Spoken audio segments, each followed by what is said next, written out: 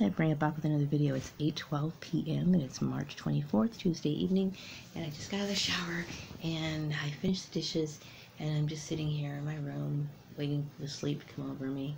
But you know, I've been noticing some of the videos that are being posted on YouTube, and a lot of these videos that are being posted on YouTube are helping people cope with this whole social isolation that everyone's been forced into. Some people are going to work and some people are stuck at home, and there's a lot of people who are stuck at home right now, and their lives seem sort of uncertain at this point because we know that this is causing a lot of financial devastation to a lot of people. But some of the things that are being recommended for people to do is learning different arts and craft projects, you know, which I think is great. So for people who maybe never picked up, you know, colored pencils or did any drawing in a long time, this is a great time to start doing that. Maybe discover a new talent, or practice something that you wanted to perfect, or you know, pick up a hobby that you never tried before, which is, I think it's a great idea. Some of us have been dealing with isolation for a very long time, and like Renata said, you know, this situation of the coronavirus, you know, it's a setback, but we also realize that, you know, we deal with isolation more. We deal with having to entertain ourselves more than anyone because, you know, we're targets and we're even isolated in several ways, so we have better coping abilities. But for these newbie people who are experiencing this for the first time, not necessarily being a victim of human trafficking or gang stalking, this is something new to them. So for people who watch my videos, and of course if you're not one of my perps, or you're someone who is sort of an ally of mine, then, you know, I strongly suggest picking up a hobby. I know a lot of the craft stores are probably open if you can't, you know, afford Michael's, because Michael's is a great place to get a lot of craft supplies. But obviously I think everybody's kind of dealing with this whole, you know, financial crunch issue. But they do have a lot of craft supplies over at the Dollar Tree. Dollar Tree has a lot of different crafts that you can make with your kids, or you can do adult crafts if you have the ability to paint. They do have paints there at the dollar store. They also have paints at the 99-cent store as well. Now, you may not be able to get a big selection of colors there at the 99-cent store, because I've noticed that in the past when I've gone there, a lot of their colors are picked over, which makes sense. It's not the best quality paint, mind you, but, you know, hey, it's something that you can start with. If you're a beginner, then there's no reason to go out and buy, you know, a lot of expensive paints. Now, the paints that I've gotten, I've got them in the past over at Joann's. And also, yeah, Joann's. And some of those paints are only like 69 cents. Walmart also has paints for 60. I don't know how much they are at Walmart, but I think they're somewhere around that price. I've even seen them marked down for 50 cents. So it's not a bad thing. Dollar Tree has canvases, miniature canvases. They also have, I believe, like 8x10 canvases, and they're not the greatest quality like you can get at Michael's. But like I said, if you're a beginner, or you're somebody who just bored, and like myself, who wants to create their own art for their walls, you know, it doesn't have to be anything great, but it's there, you know. So anyway, I'm glad that that's being talked about, because people really should do something with their time, you know, and while they're, you know, kind of just sitting around. I know people spend a lot of time on the computer. I know I spent more time on the computer than I really should have, and it was really something that I felt bad about wasting a lot of time on it. But I really had an issue with concentrating today, dealing with all this anxiety that comes up every once in a while unexpectedly, which is to be expected when somebody has been traumatized multiple times. So anyway, like I said in my last video that I made this evening, making these videos kind of takes the boredom and makes me focus on other things, talking out my feelings, my issues. I'm just talking, because, you know, what I need more than anything right now is to talk. And you know, I don't necessarily have someone to talk to about my issues, okay? Because, you know, this is a very covert operation. No one's ever going to talk to you or tell you anything. So you basically are left dealing with so much. You're dealing with, like, more than what a person should have to deal with, okay? And it's a heavy load on anybody. And for these targets that kind of crack under the pressure, I overlook their inability to handle it because it is extremely overwhelming. Extremely overwhelming. And no one should have to do this or have to go through this sort of thing, okay? So for the people who are at home at this moment and are dealing with social isolation, who are used to, hitting the restaurants, the bars on the weekends or happy hour, and now I think some of the restaurants aren't necessarily closed, but they're just offering takeout or whatever. If this was your regular routine to do a lot of socializing, gathering after work or during the weekend, this is quite an adjustment for you. It's got to be. I mean, I've never been somebody who spent a lot of time outside of work doing a bunch of stuff. I've always been like run my errands or whatever. That was not what I intentionally wanted to do in my life, I wanted to have an active social life all my life, of course with people that I felt like I connected with. But unfortunately, some people such as myself who are scapegoated or whatever, they destroy your ability to have such things. So all my life, I would say throughout the years that I've been working, I've been just like, go to work, come home, go to work, come home, go out and get some groceries, go get some little knick-knack items at the dollar store, the craft store, fabric store, whatever it is, and then I come straight back home. It's like, it really, I don't have much of a life, and I feel as though that, this issue has really taken so many years off my life. And so now that I'm getting close to 50, I want these years to be devoted to myself, and in whatever shape or form that comes, meaning, I don't have a lot right now, but what I do is I want to focus on the things that I enjoy doing. And like my arts and crafts, which I know bugs the hell out of a bunch of people, like my family, whatever. But you know what?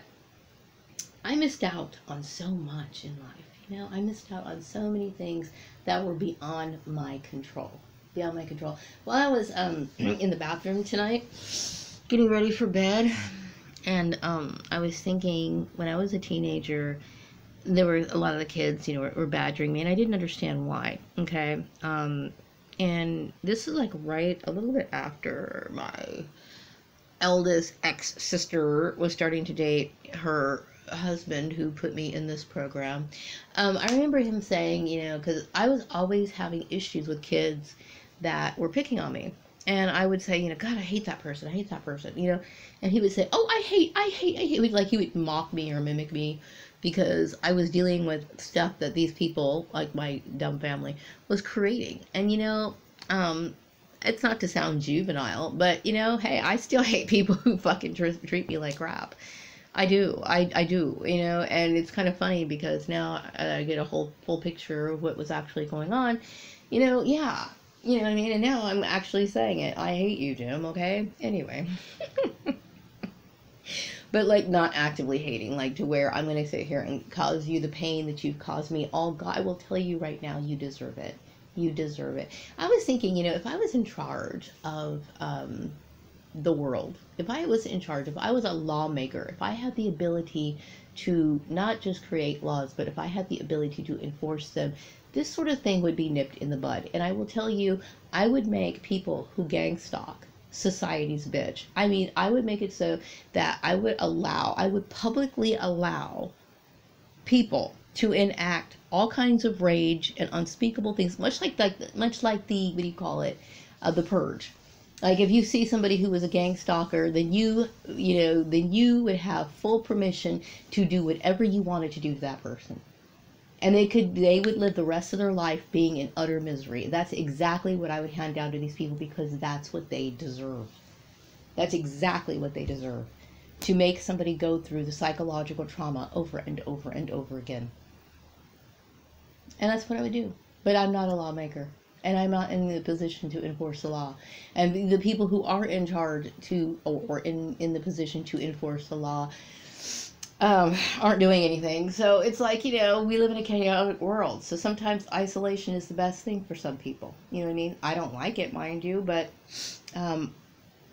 sometimes, I prefer to be protected from the crap that's going on outside. Mind you, I prefer to be out and about, like I would prefer to be working right now. I really would. And this would not affect my social relationship at work, because my relationships at work should be professional. Meaning, you need your stuff typed up, you need this particular assignment. And of course, I'd be polite and keep things flowing. You know what I mean? That's a professional relationship. That's what you should have, you know. But unfortunately, I've been put in this isolation program. And the very fact that I'm in isolation, okay, is a telltale sign that I'm a victim of human trafficking. So anyway, it's like I wish people would wake up, though. I really do. It's like I wish they would wake up. And like I said before, what bothers me so much about this issue is like these do-gooder, and I'm not bashing Christianity. I am not bashing Christianity. Please understand that. Okay, don't get it confused when I sit here and talk about people who misuse religion, and in the respect that I have for people who really are sincere, who truly make an effort to live through the Word of God. I'm not bashing that. That's a very commendable thing to do.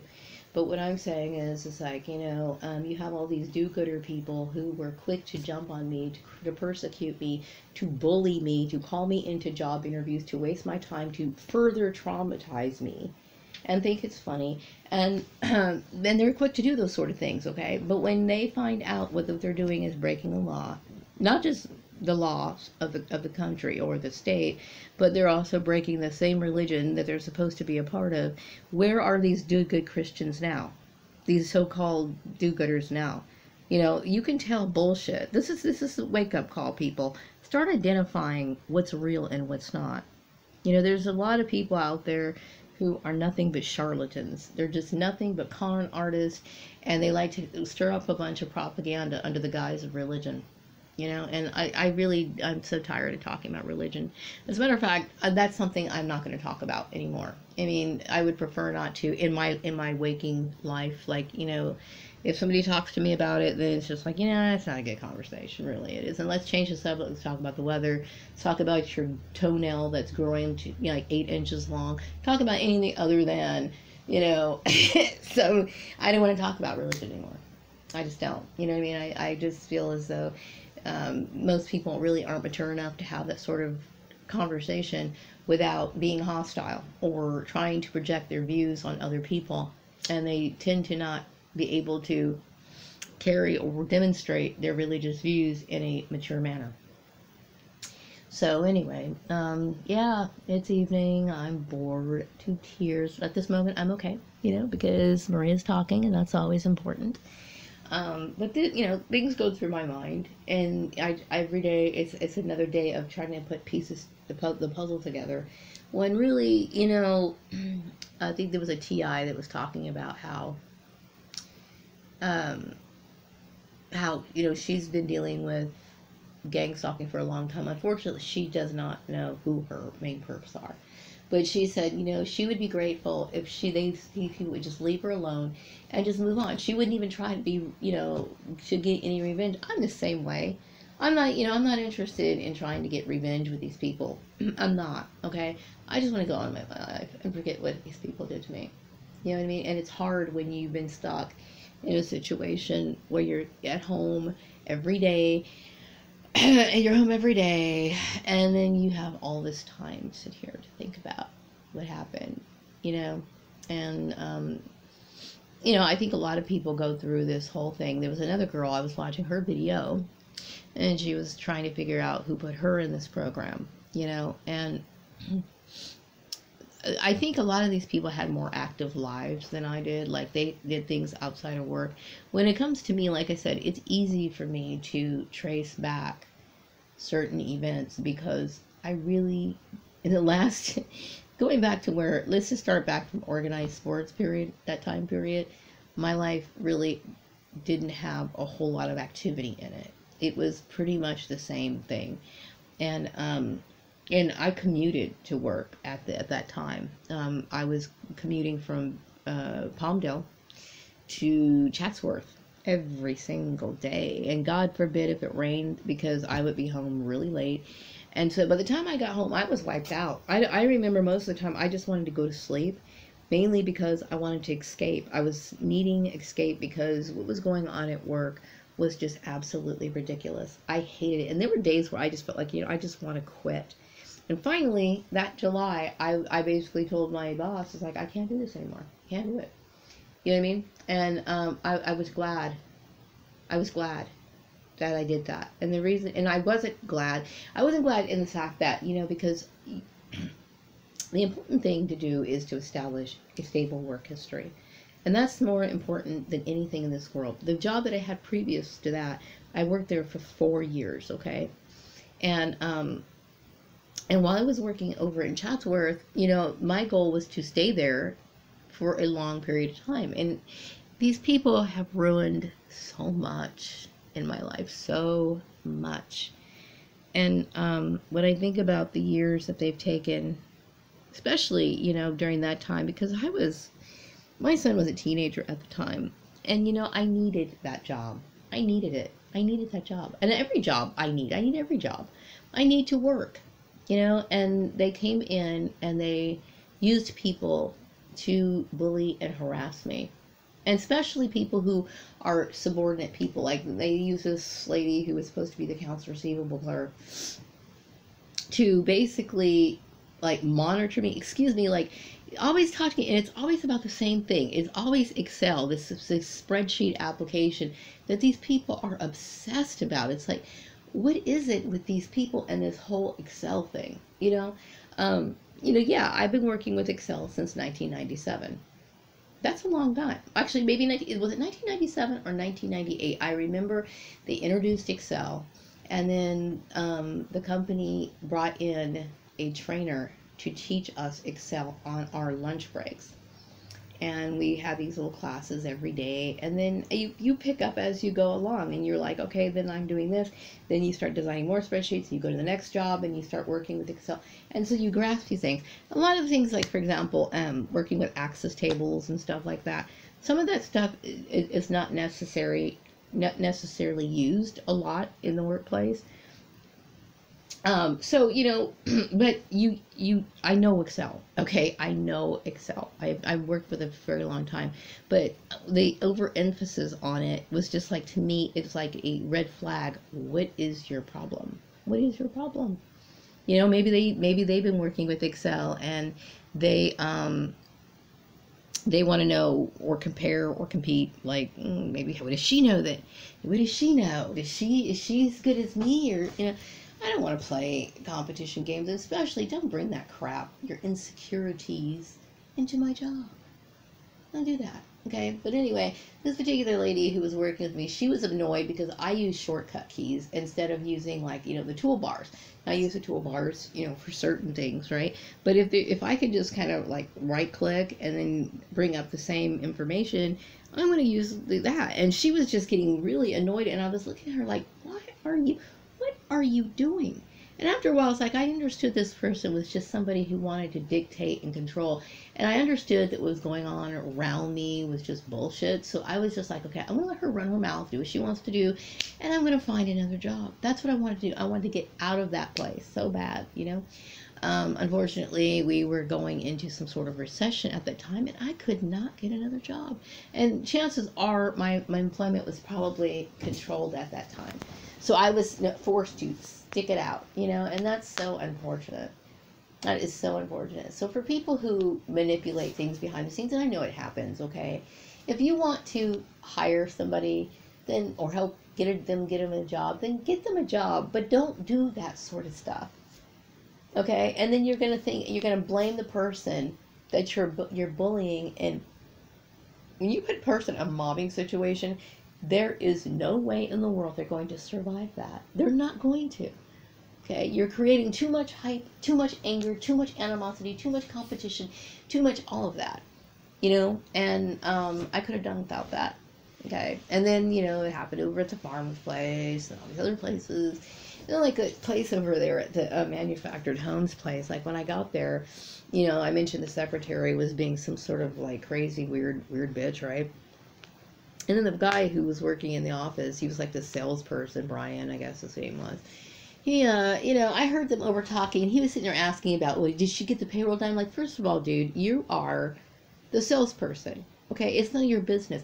They sit here and they get the whole team involved. Now I can understand if the boss asked me, was I doing the payroll, which I was getting to do the payroll. Okay, I was doing the quarterly taxes or whatever. And it's like I know how to prioritize my work. So it's like these people like want to micromanage you and tell you stuff. And it's like I already knew right then and there, okay, here is another setup. You did this shit again, and it was just tension the entire time. And then of course, the whole exclusion bullshit, like this dumb secretary bitch would come around. She'd come around and ask, like, Brian and the other girl. I don't know the other girl's name. I don't remember. She didn't stay there for very long, but she would come around and she was like, oh, I'm going out now. Do you guys want anything? And she would purposely ignore me, just purposely do shit like this. And I'm like, you know what, bitch, whatever. And I remember the time she stood by my desk and she was trying to provoke me to hit her. Now, I will tell you this, okay? I will tell you this. If I wasn't afraid of going to jail, because I'm not going to sit here and put myself in that situation, but I would have tell you what, I felt like beating the shit out of that bitch. I really did, and she would have deserved it.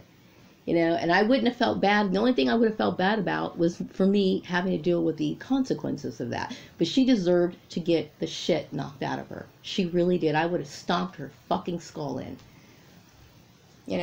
And she would have deserved it. And I would have probably felt extremely happy doing it. You know what I mean? But I know better than that. So, anyway. And that includes, all the people there with their hostile environment attitude. Like, the only one who kind of held it together, I'm sure he probably had his issues with me, was the main boss, okay? But the old dude, like the really old dude, okay, I think he was like 98 or maybe 92. I don't know. He was old, okay? He was very old. He was one of those old school people, just really obnoxious, and I could tell that he had issues with me. I thought he was an asshole. I really did. I thought he was an asshole. And so this is my channel, so I'm just basically venting it and saying it how it needs to be said, and I'm speaking the truth. These people cause so much damage with their social cancer. And I remember she was trying to, the secretary was trying to dig out information. She's like, oh, I have a question about the insurance, she was asking me about my marriage. I'm like, I knew right then and there, you are a nosy fucking bitch. You are a nosy bitch. You know good and well that it's not necessary to ask me that question. Quit trying to dig. Quit trying to be nosy. You know what I mean? Don't ask bullshit questions. I'm tired of dealing with the loaded questions. I'm tired of people trying to do that. Like the last place I was living at, I was getting along okay with apartment managers, and then she slipped up and said something stupid. And from that point on, it was like, okay, I'm done. There's no more friendly rapport with you and I anymore. I didn't come out and say that to her, but I knew she was a perp, so I'm done. I'm done. You know what I mean? I don't want to deal with people who pull this sort of bullshit that is illegal, that I don't need to be reported on. Just because I go for a walk doesn't mean, it's like none of your goddamn business. It's none of your business. That's just how it is. And I felt like I was just sick of it. So no, I'm not going to play a social active role in society. I'm just not going to. You know what I mean? It's that's just the way it is. I mean, you don't no longer can trust people, and you're always concerned about people being double agents. I assume all the people that I used to know when I was growing up were double agents all along, and so it's sad, But hey, you know what I mean? It's like you look for sincerity in people, and if there is none, then don't waste your time. You know what I mean? I cherish people that I care about. I really do. I'm a really good friend. Like there's people that I used to know. I still remember their birthdays. Okay, like seriously, there was a friend I had like when I was in 3rd grade. I still remember her birthday. I still do. I don't know. I haven't seen her in years. Okay, but I still remember her birthday. Why? Because I cared about that person, right? And so I feel as though the kind of love and care and concern and friendship that I have to offer people shouldn't be wasted. Like I should be directing my sincere, warm feelings to people who are deserving of it. And if you're not, which there's a bunch of people who are not, then, basically we can get along as far as exchanges. We have to exchange certain things, we have to communicate, whatever. But you're not going to be my bosom buddy. You're not going to be able to, hang out with me at certain times of day. I don't want you, I'm not paying the rent here, okay, right? So I'm basically staying here, but, so he can bring in anybody he wants to. That's his choice, all right? But if this was my house, okay, and I knew somebody who was trying to be my friend or whatever, the answer is I would have to really get to know you and trust you. And even then, it's like you can't trust anybody anymore. You just can't. You know what I mean? Because it's like, and I resent the fact that people were scrutinizing me and using stupid things against me, like, oh, she's got, like, this painting in her thing. She paints pictures and whatever, or people claiming that I'm an artist or something shit like this. I'm not an artist, and they know good and well I'm not. It bothers them that there's more to me than just my arts and crafts, so they prefer to see me as an artist. Okay, you can see me however you want to. I don't really give a shit at this point, but they want to scrutinize the things that you do. And it just all because, they're going to decide what kind of job she deserves based on what she does in her private life. That's bullshit. That's bullshit. And that's what I'm speaking out. And, I'm sorry that these people think of themselves as authority figures, because they're not. This is an ego trip that some of these people have. And this is the situation with a lot of targeted individuals. Narcissistic abuse, it almost sounds like it's so repetitive and it's so overspoken and talked about that I almost hate saying it because it sounds so cliche at this point. But it is. I mean, it's narcissistic abuse. And everybody that they associate with tends to be a narcissist. Like, the manufactured homes place, that was just like narc city, narcissistic city. I would say the prosthetic place, I really didn't get a chance to know too many people there. I know that my boss, I believe her name was Joanna. I don't think she's with the company anymore. But she was, she was just one of those people. She would ask a lot of loaded questions, like none of your goddamn business. And then, I'm starting to forget some of the other places, because it's like these people hop, skip, and jump you around so many times with different jobs. All right, they do. And then, some of those jobs, like, for example, the prosthetic place, I left that company. I moved because I was seeking other career opportunities, because I was really tired of working jobs that were not fulfilling. I was working part-time. They were always giving me part-time jobs. I don't want to work part-time. I didn't want to work part-time. I wanted to work full-time. So I figured, what was going on in Bakersfield. And I realized how widespread this shit was when I was looking for work when I moved to the Antelope Valley.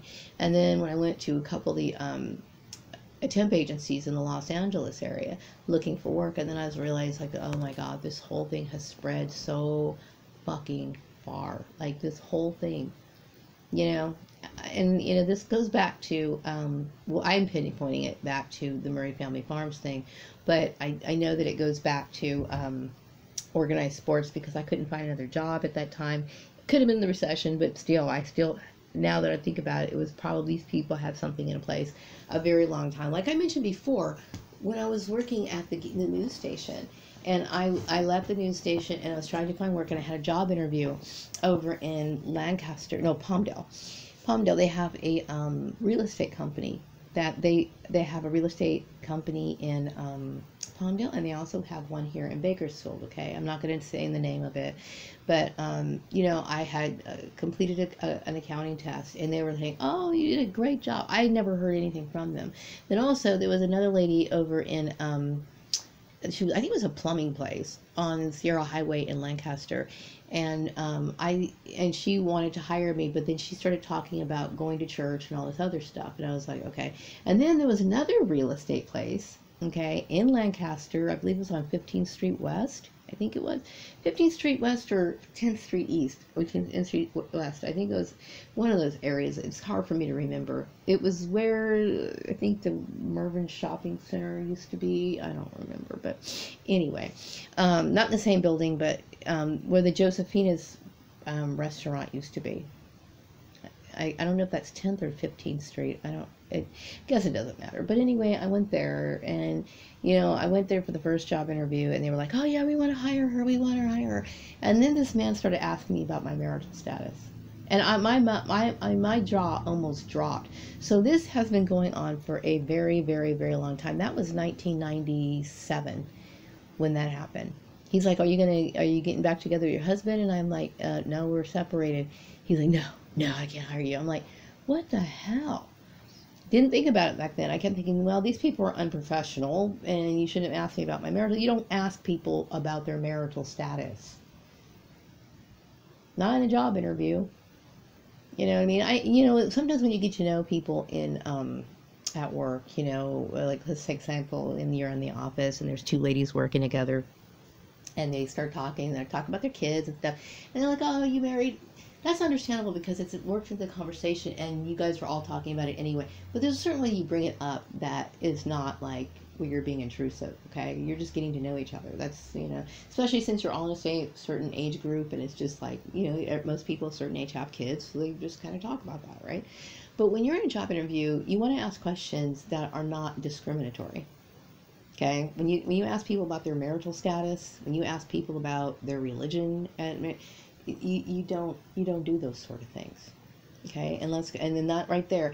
And if I really wanted to, this dude at the real estate place, if I really, really, really wanted to make it an issue, which I keep thinking, there's so many times I should have sued people.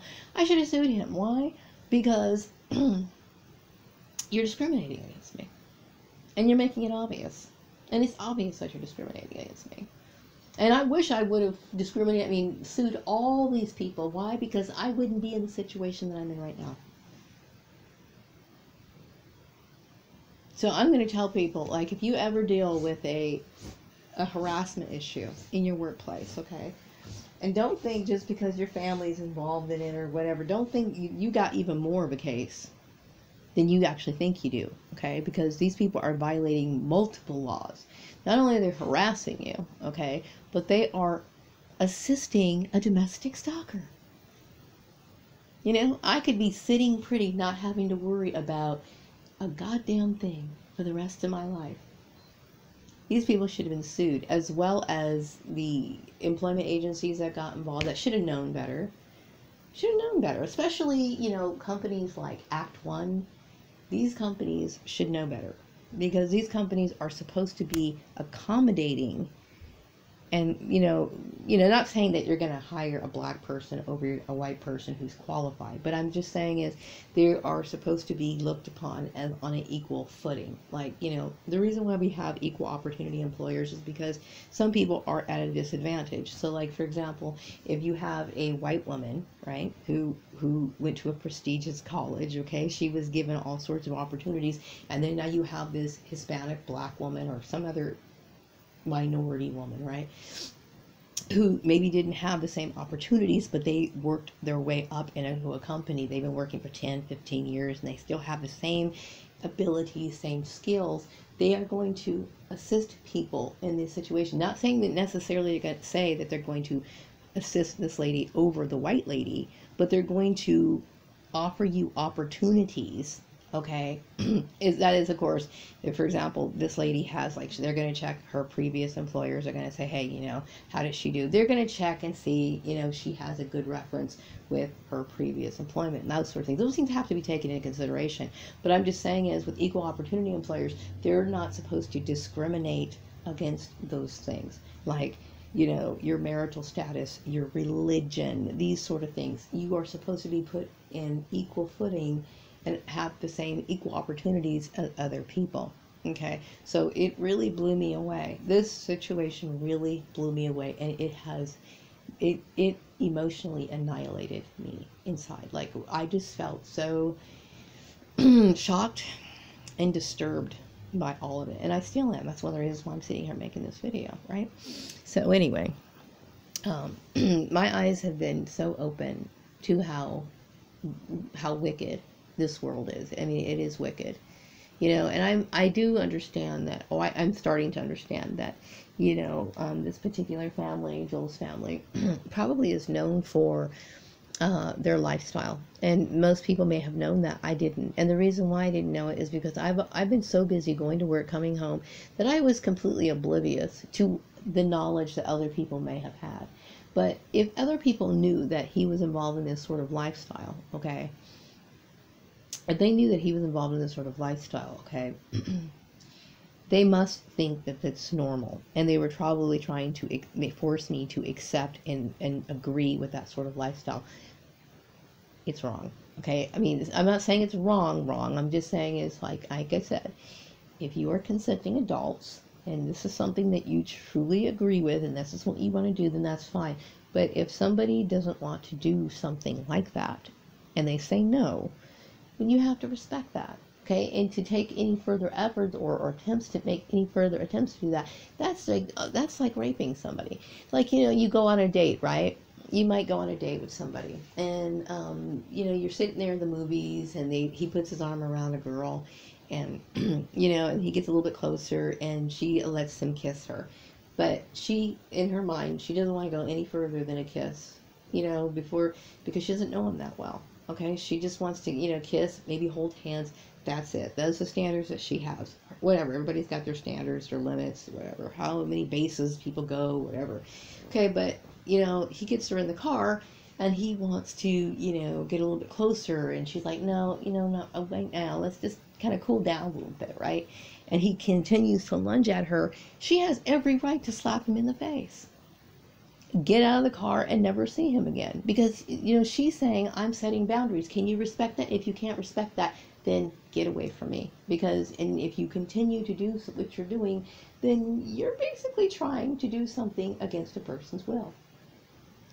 So I feel as though I'm in a barbaric society, and then I've made videos about this issue several times, but I've been called into job interviews by people only to be, what I consider to be psychologically raped by these people. Okay, and I don't think it's funny. I think, you're threatening my life. You are threatening my life. I understand when they have these issues about people going off and going postal. I would never go postal, but I'm saying is I do understand it. And like I said, I do believe that these people who go postal often are targeted individuals, because this is a very strange it's a very strange thing for somebody to just, out of the blue, go off on coworkers for no apparent reason. And just like the denial that these people have, when something happens into their office, like their office team members might have been blown away by this shooter or whatever, because they're like in shock. I can't believe this happened. They're in denial. Just like these people, or the same people that I used to work with, are in denial of the abuse and the harassment that they caused me at my last job. Okay? I don't believe that these sort of people going postal is something that is just random. It's not random. It is being toyed with, screwed over multiple times, putting people in precarious situations, and they ended up snapping. And I fully understand why they did it. And I'm not saying it's right. I'm saying I understand it. Okay. You can back a cat in a corner so many times, and eventually that cat's going to scratch back. You can't expect somebody to take that kind of abuse for a very long time. So sometimes people use this experience and they make something constructive out of it, like making videos talking about it, doing activism. I'm putting together projects. I got like 3 different projects I'm working on at one time. It's crazy, and trying to look for work at the same time. So you can understand why my brain's fried. But you can channel it and do something positive with it, or you can, and if somebody loses and snaps, I understand why, because it is tremendously, it is a tremendous amount of stress, depression, and a dark cloud that continuously hangs over a person's head that nobody should have to deal with. And that's one of the reasons why we talk about harassment issues in the workplace, whether that be sexual harassment, racial harassment, religious, all these sort of forms of discrimination that goes on in the workplace, and even people who don't necessarily fall under those categories. Like I do feel sorry for a lot of targeted individual white men, for example. Not saying that they should be, like, you know, given any preference, okay? But oftentimes these white men who are targeted individuals don't fall under a protected class category. But oftentimes with these men who these white men, for example, who get targeted, they may have like a mental disability, they might have like a slight form of autism, they might be what do you call it, what is that, it's not autism, but it's like I can't think of the name of it, but anyway, they might be a little bit different, you know what I mean, they might be different, they may be dorky or whatever. And you know, obviously there's nothing on the books that talk about dorky people being under protective classes, but oftentimes these people do. And so for me, like, it's easy for me to go back and think about the comments that were made or whatever, and had I been in the position to sue these people without the interference of these dumbass perps preventing me from doing so, I could have raked in a lot of dough. Okay, but for situations where this guy's just a nerdy dude who doesn't fall under a protected category, it's hard for them to get the sort of compensation that they're looking for. You know what I mean? It's very hard for them, but it does happen to them. Okay, it does happen to them. It happens to men who are typically nerdy, dorky. They might have a mental disability.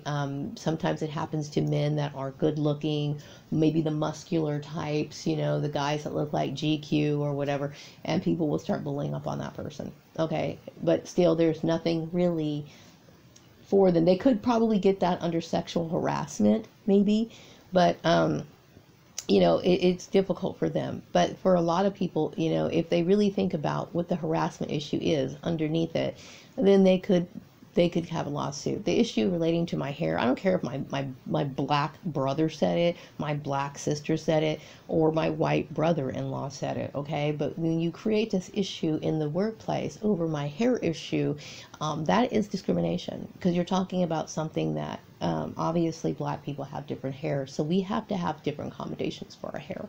Okay, so that's a harassment issue. It doesn't matter if it was done from my family member. It doesn't matter. Okay, because the thing is, it was enacted through the employer. Okay, so the employer should have been sued. I should have sued these people. I wish I could have. I would have sued the farmer. I would have sued the farmer. I would have sued Act One. I would have sued what other company would I have sued? Oh, I would have sued that manufactured homes place. Okay, I would have done that too.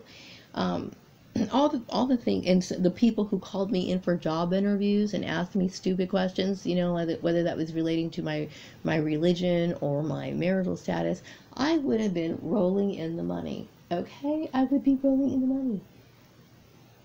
I know, and I wouldn't be worrying about this. So I'm just letting people know, you know, if you're in the midst of your targeting, and you're starting to catch wind of the things that these people are saying. And like I said, you know, and anybody would recommend, if you are dealing with this sort of situation, you need to notate these things down. You know, if you can find someone who is going to support you, which is very difficult in a mobbing situation, because it's now the social, you're being used as the social gathering focal point. So chances are you're not going to get a lot of support. If you can get a tape recorder, if you can get as much evidence as you possibly can, get what you can and sue the hell out of those people. Okay, because I'm going to tell you what, it is, and do it in the most quiet manner as you possibly can. Go find someone outside of your town. Don't make phone calls about it. Go directly into a lawyer's office and get the ball rolling on it. And do what you can do. Okay, sue these people. Sue them. Don't waste time. Sue these people. Because you should not have to be dangling and worrying about what's going to happen to you. Okay? You shouldn't ever have to deal with that. So I think I said enough. I've been talking about 40-something minutes, and if I decide to make another video, I might do that, because let's face it, there's nothing else to do. I'm going to wrap up this video, and I hope you all have a good night. Take care. Bye-bye.